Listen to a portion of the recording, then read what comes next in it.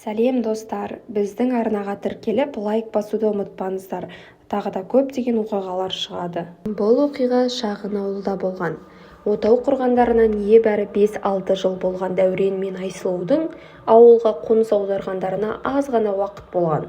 Дәурен тұла бойым тұңғышым, артымнан ерген тұяғым деп ұлының атын Ізбасар деп қойды. Ал одан 2 жасқа кіші қызының есімі Ләйла. Жан-жары Айсұлудың төркіні қалада тұрады, ал өздері бұл ауылға Дәуреннің шаруасына қолайлы деп көшіп келген.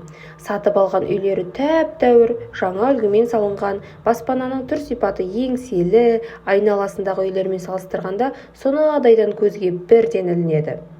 Күн артынан күндер өтіп, жұбайлар бақытты өмір сүріп жатты. Дәурен күні бойы жұмыста, ал әйелі Айсұлу шаңырақта бала тәрбиесімен айналысатын. Айсұлу үйде жүргенде сәл тыныштық орнай қалса, әлде бір заттардың тырсырынан селк ете түсетін. Алғашында үй жиһаздарының тысыры шығар деп Айсұлу ештеңеге аса мән берген жоқ. Түн-түндігі түріліп, тыныштық орнаған кезде де Айсұлу әлдекім еденді жайбарақат басып, әрлі-бері жүрген секілді дыбыстардан оянып кетіп шошып жүрді. Құлағын салып тыңдай қалса, әлгіндегідей дыбыс жоғалып кетеді. Бірде ол таң ата мынадай оқиға тап болады. Жолдасының таңға асын беріп, жұмысына шығарып салған соң Айсұлу төсек жинауға кіріскен. Күйеуінің көрпесін сілкіп жатқан кезде бірнеше жыланның бұралып жерге сарт ете қалғанын көріп, зәресі зәр түбіне жетеді.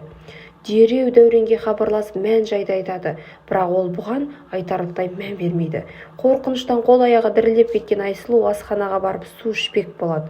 Дереу асханаға жүгіріп келіп ыдыстағы суға еңкейе бергенде, еденмен жорғалай жүріп, ас үй жиһазының артына қарай кіріп бара жатқанын жыландарды аңғарады.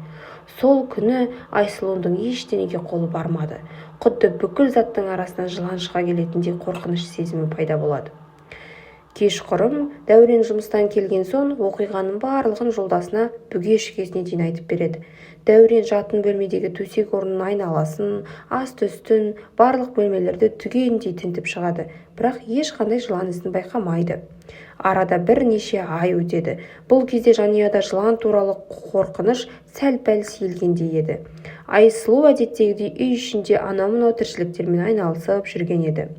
Сәл дамылдамақ болып, жатын бөлмедегі кереуетке отыра кетеді.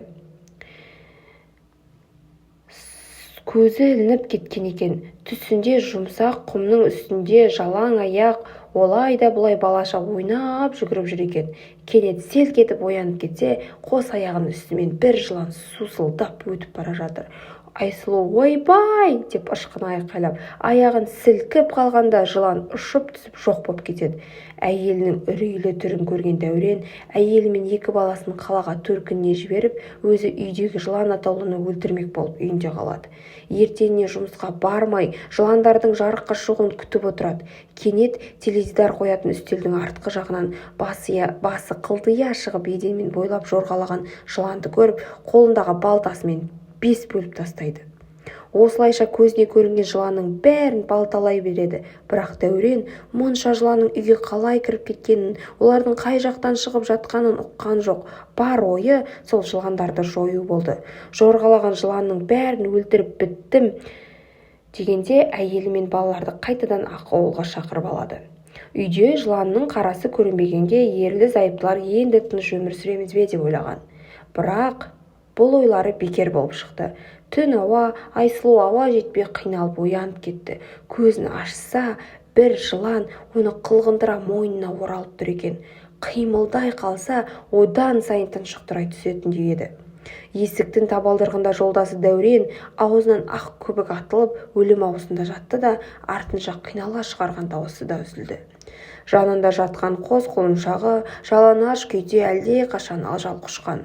Айсұлу қос қолымен жыланды тартқылап, тырысып көріп еді, болмады. Қол аяғы ақыры соңғы демін шығарды. Бақсақ бақа екен демекші, бір шаңырақты бір түнде өлтіріп шыққан ордалы жыландар екен. Олар өздеріне қастық қылғандарды жер бастырып жүргізбейтіндей көрінеді. Содан бастап ел арасында осы аңыз әңгіме қалған. Тыңдағандарыңызға рахмет. Біздің каналға тіркеліп лайк басуды ұмытпаңыздар.